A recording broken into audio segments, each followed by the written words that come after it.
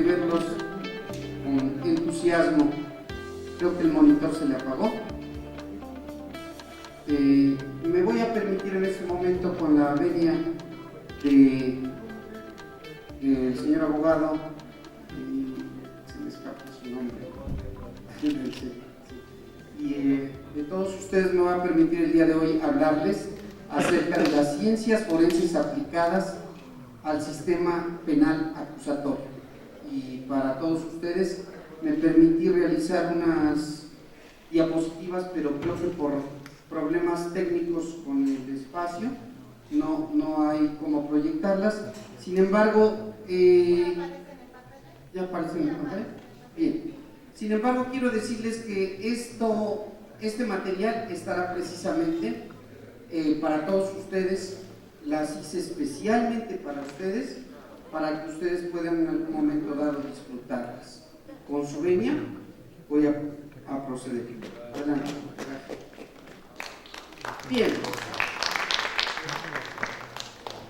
El día de hoy vamos a hablar de algo totalmente fuera del contexto que hemos hablado de manera común en torno a los anteriores congresos, magnos congresos, que precisamente fueron aquellos en los cuales hablamos sobre psicología, al fin y al cabo es parte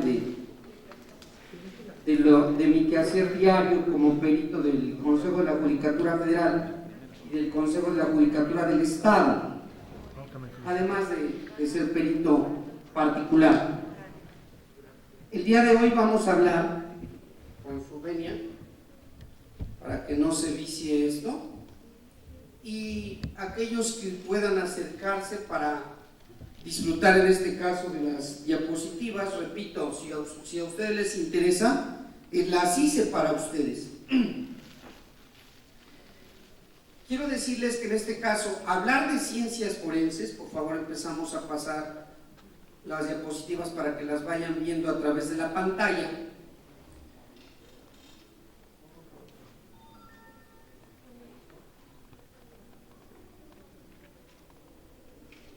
Todo inicia en ciencias forenses cuando tenemos algún problema. Inicia precisamente con este círculo que están viendo en pantalla, que es al fin y al cabo el problema de un cliente.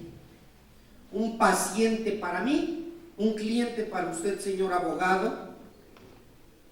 ¿Y qué dice el cliente o el paciente? Chin, ya le pegué un carro, chin, ya me metí en un problema, o mi primo, mi hermano, mi tío se metió en un problema. ¿Qué puedo hacer al respecto?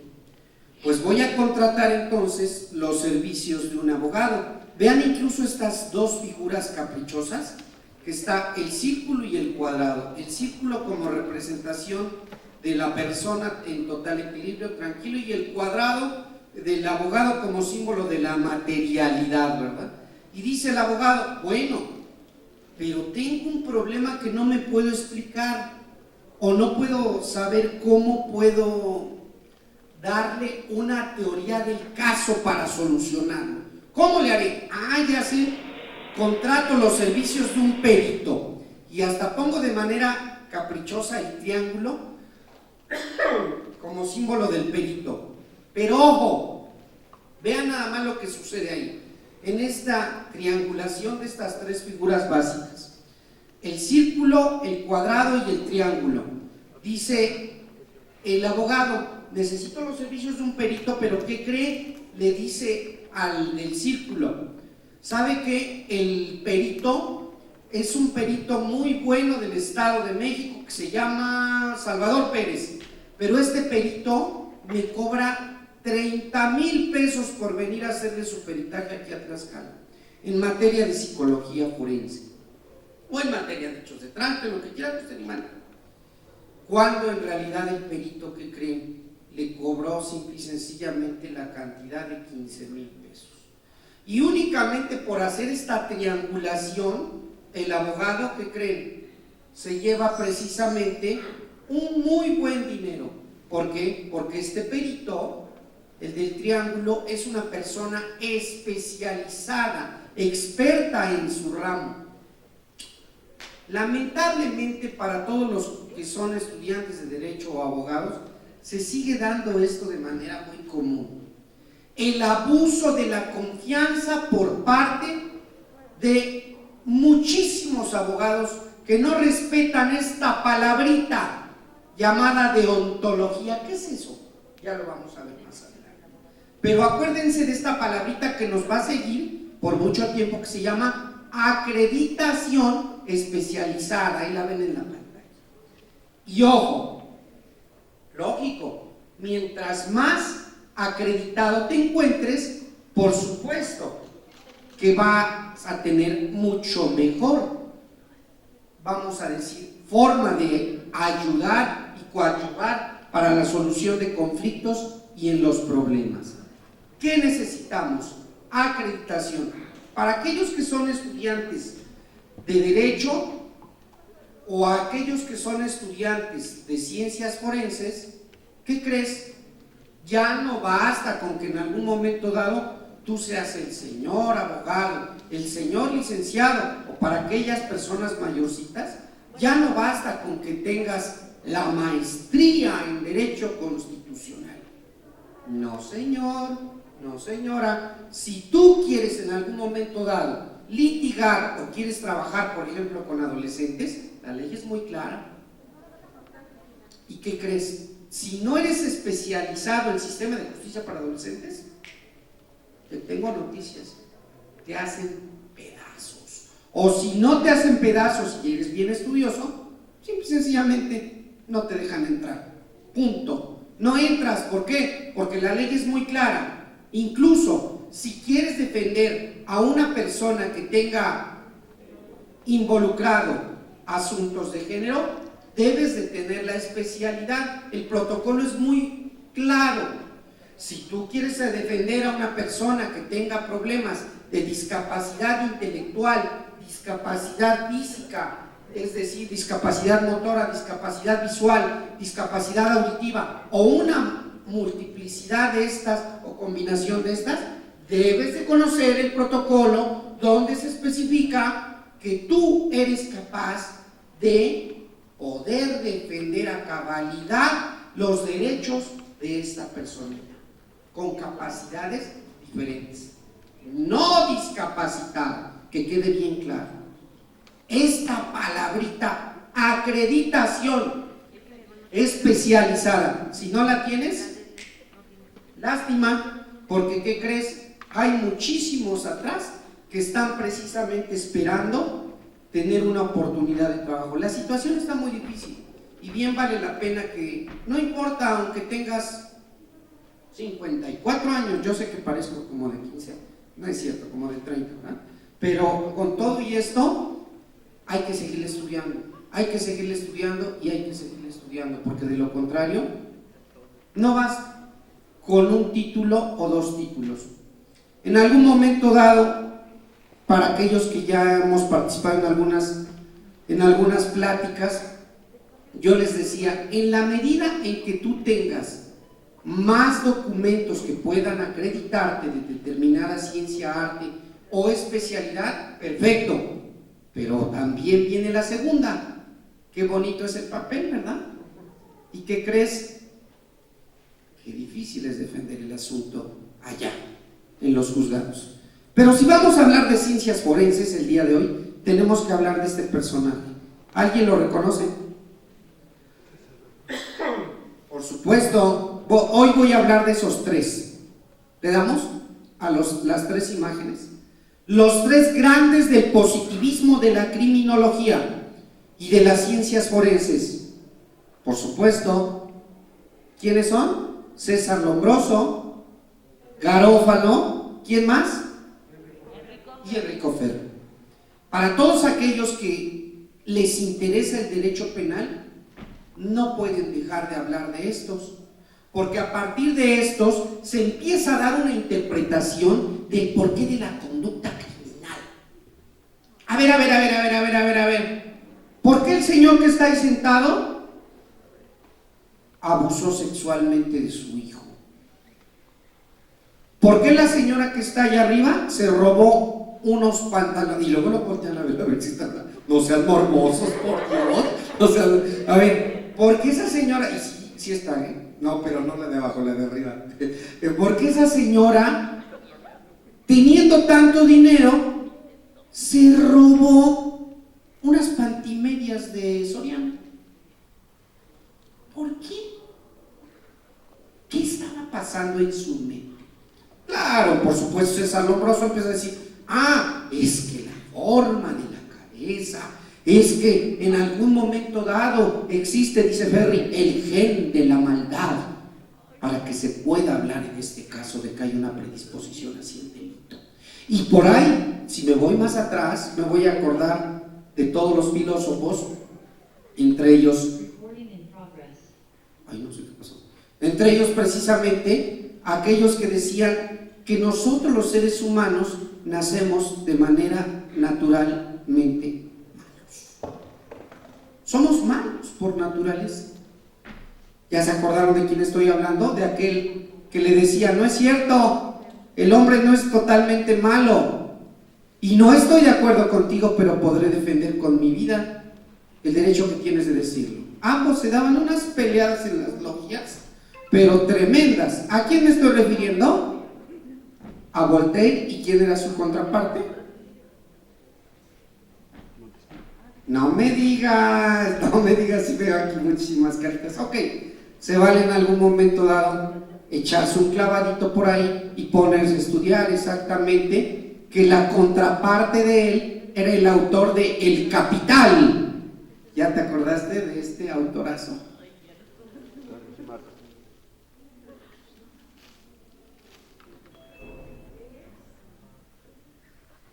Por ahí va. Pero bueno, en este caso ya me puse a hablar de ellos, de los italianos, de la escuela italiana, y por supuesto que me voy a acordar en este caso también de los mexicanos. Y estos mexicanos son precisamente estos que tenemos acá. Qué feo está eso, miren, nada más, no se alcanzan a ver. Hay algo en medio de la pantalla. Y por supuesto que me voy a poner hoy a recordar al señor Cuarón, el cual desde el Palacio de Lecumberri decía precisamente que el ser humano, y en específico los estudios de Cuarón, hablaban acerca de que aquel gran personaje Goyo Cárdenas, ¿te acordarás de Goyo Cárdenas? Aquel que le dieron una ovación cuando entró a través de las puertas en el Congreso y decían, ¿cómo es posible? Él es simple y sencillamente el objeto específico y el ejemplo de la recuperación y la reinserción. Ese Goyo Cárdenas que se convirtió en el primer asesino serial mexicano legalmente reconocido, ¿no? El señor Cuarón. Y también hablaremos, por supuesto, de uno de los que sigue vivos, el señor Manzanera. ¿Sí te acuerdas de ese señor Manzanera? Ese señor Manzanera que a través de sus estudios en el INACIPE ha realizado, vaya, y lo voy a decir con todas las letras, psicología del delito, sin ser psicólogo. Sociólogo, sí. Criminólogo, el padre de la criminología en México, sí, claro. Rodríguez Manzanera. Pero no se queda ahí nada más esto.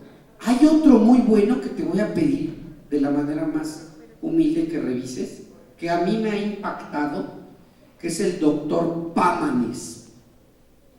Ese doctor Pámanes, Palacios Pámanes, es de las mentes más brillantes, y te aseguro que si te gustan las ciencias penales, te vas a enamorar de su libro de editorial Porrúa, que es precisamente Criminología Clínica Contemporánea.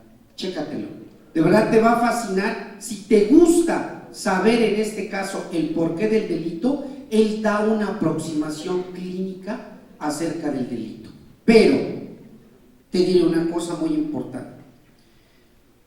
Para que podamos hablar de las ciencias forenses, tenemos que hablar inminentemente de la criminalística.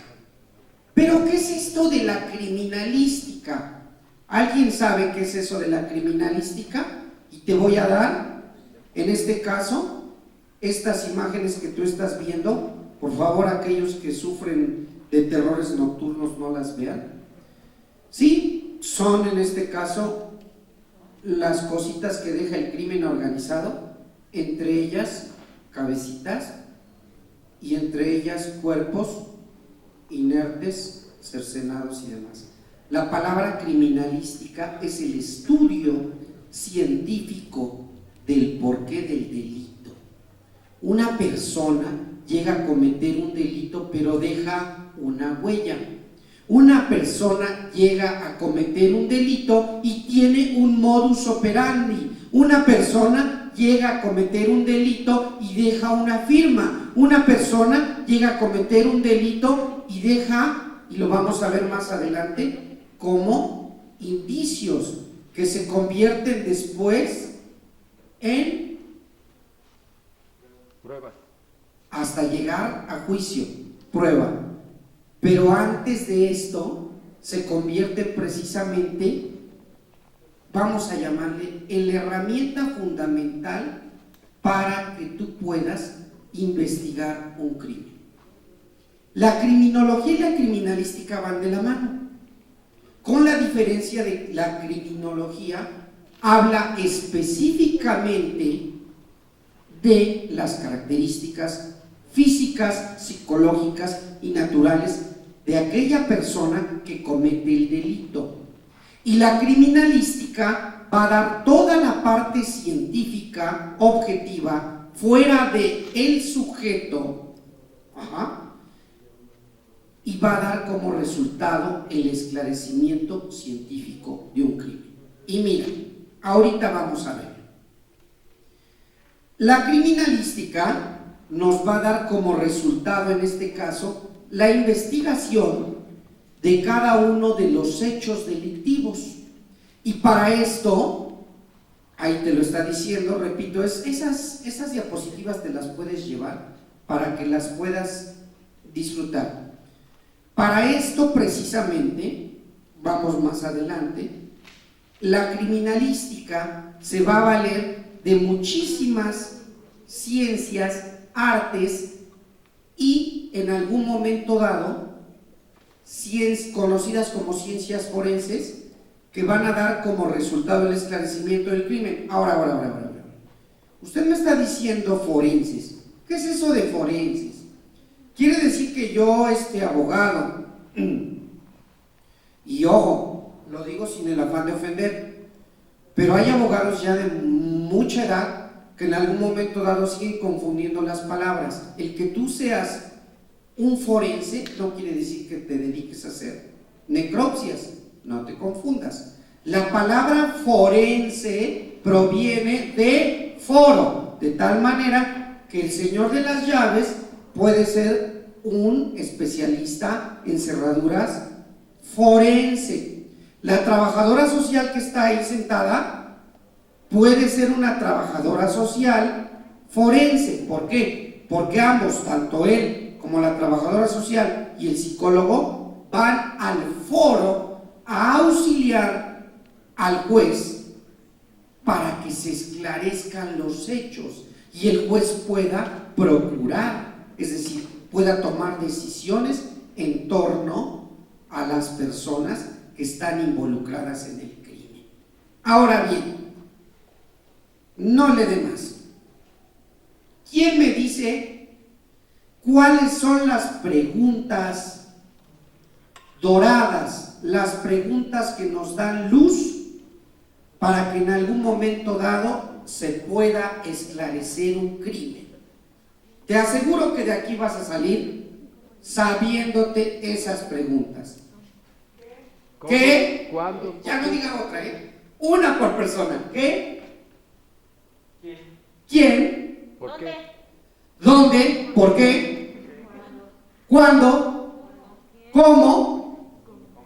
¿Con qué? Con esas. Dale, ahora sí. Ahí está, mira. Esas preguntas memorízatelas, porque te tengo noticias. Lamentablemente, y qué bueno, ojalá y no hayan venido mis cuates los jueces. ¿Qué crees?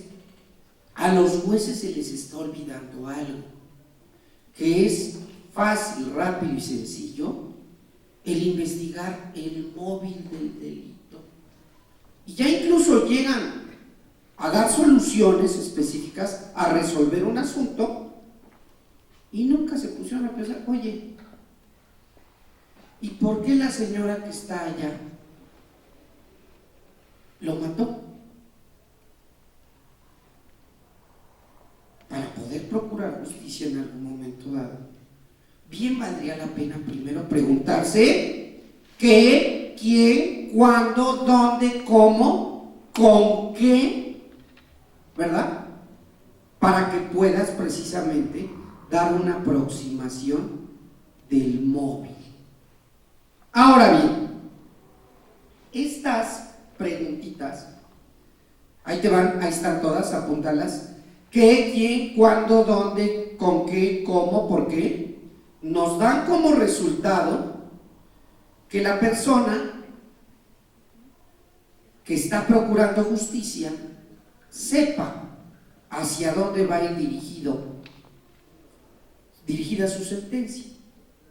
No es lo mismo un primo delincuente o una persona que se echó unas copas el viernes y sin darse cuenta, ¡pum!, pasó y atropelló a otra, ¿no? A que una persona lleve ya un segundo o tercer atropellamiento, o cuarto, y lo peor del caso, no en estado de ebriedad, sino en estado de sobriedad. ¿Sí?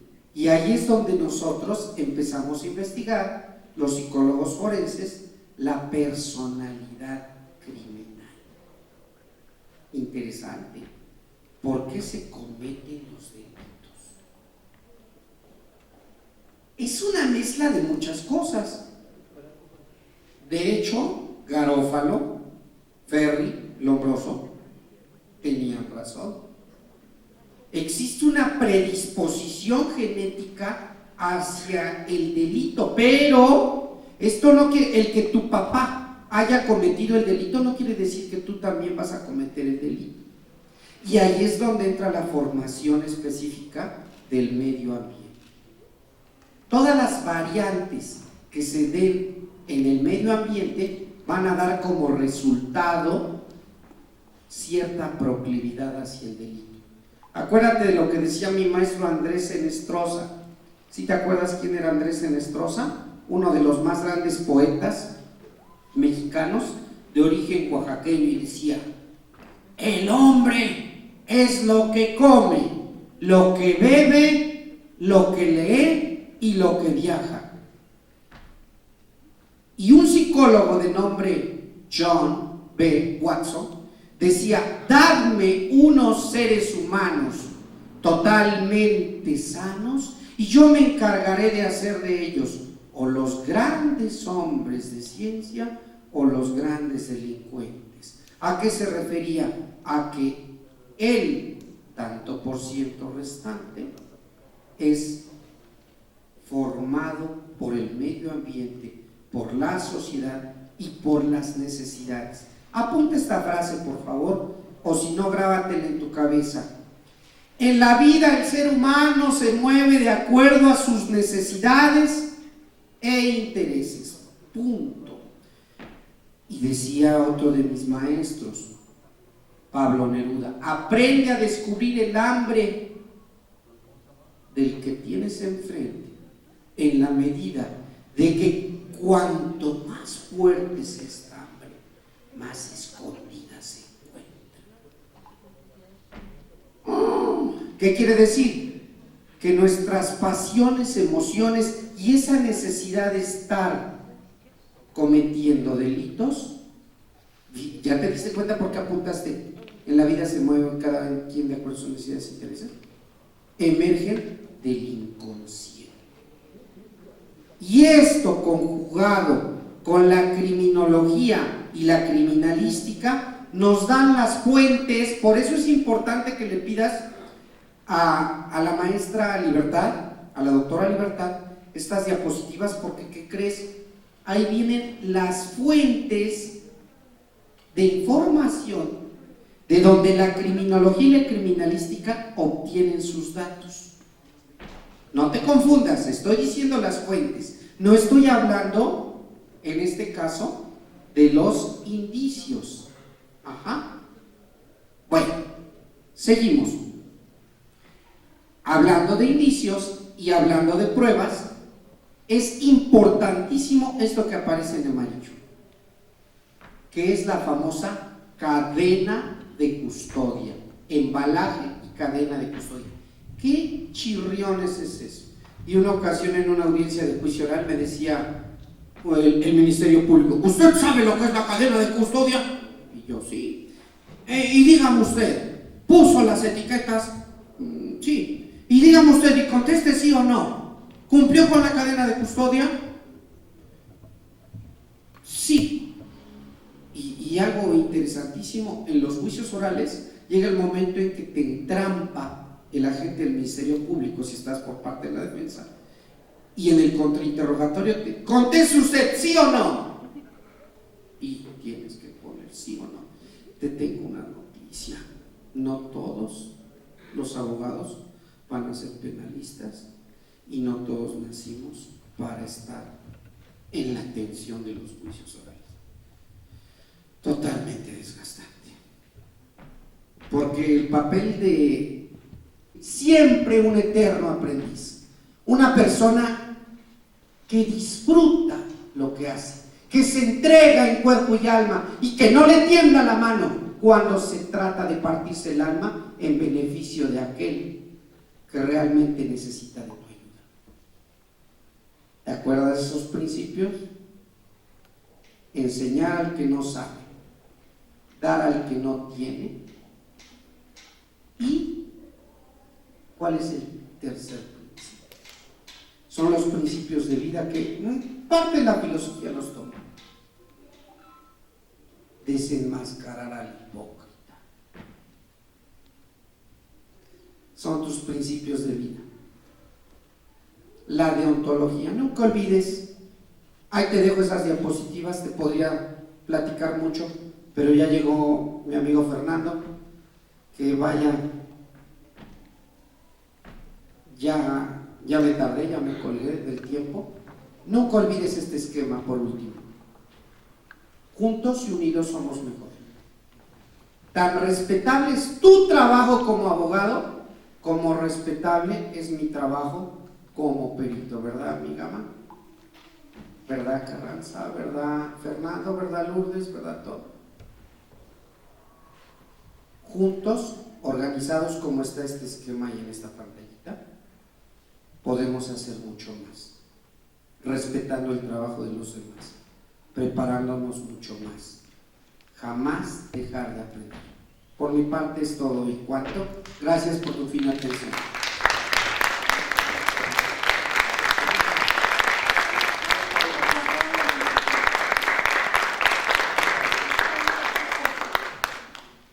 Y bueno, pues la Revista Jurídica Nacional se congratula en participar con usted con un pequeño reconocimiento, pero salido del corazón. Recíbalo y otro aplauso para la señora.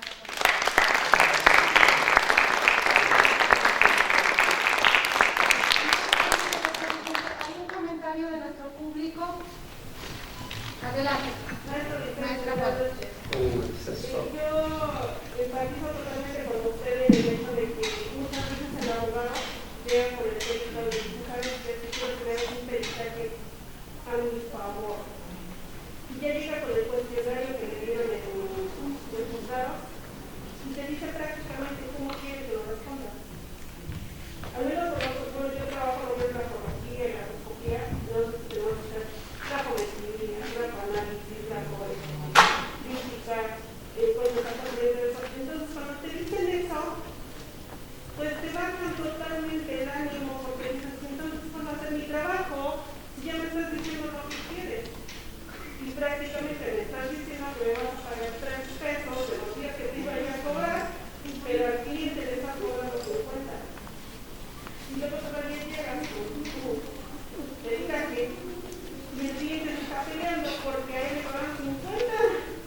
Te ven feo. Exactamente, y te ven feo.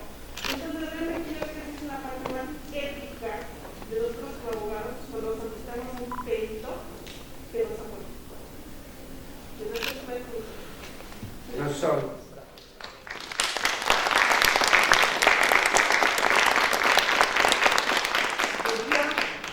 El día de hoy, mover la fibra sensible de tu corazón, tanto los que tenemos a distancia como los que estamos aquí, y decirte que hasta cuándo, y por eso dije, vi una tenis gigante, hasta cuándo vamos a dejar crecer nuestros egos, nuestros monstruos, vamos a sentirnos como dioses, como en algún momento dado nos hicieron creer nuestros propios maestros, vamos a sentirnos superiores y vamos a seguir explotando el trabajo de aquel que se sigue preparando como la maestra, de aquella que se sigue preparando a pesar de sus más de 60 años que tengo aquí enfrente sentada, la maestra Lulú, trabajadora social, de aquel que se sigue preparando, y lo digo y en su ausencia, del doctor Carlos Nasser Cano, que muchos de ustedes tal vez conocen, y grande, y acabamos, ahorita somos compañeros él y yo de butaca. Y ojo, tanto él como yo y casi todos los peritos nos inventamos ese monstruo. Al monstruo del abogado que dice, si no me vas a sacar mi peritaje, como a mí me conviene, no te contrato, punto. O lo que me hicieron en Zacatelco, ¿no? Y cuando le digamos al abogado, ¿sabes qué? Pues si quieres no me pagues, ya, me vale. No te pagan. ¿Pero qué crees? Ahí es donde entra el colegiado, y cosa que no hay aquí en Tlaxcala. No hay un colegiado de peritos, porque si todos pertenecemos a un colegiado de peritos, ni mangos. Ya llegó, omito el nombre, ya llegó una vez, no le trabajes, vamos a volar, últimamente. Que se vaya a contratar un perito a Puebla, a ver cuánto le cobran.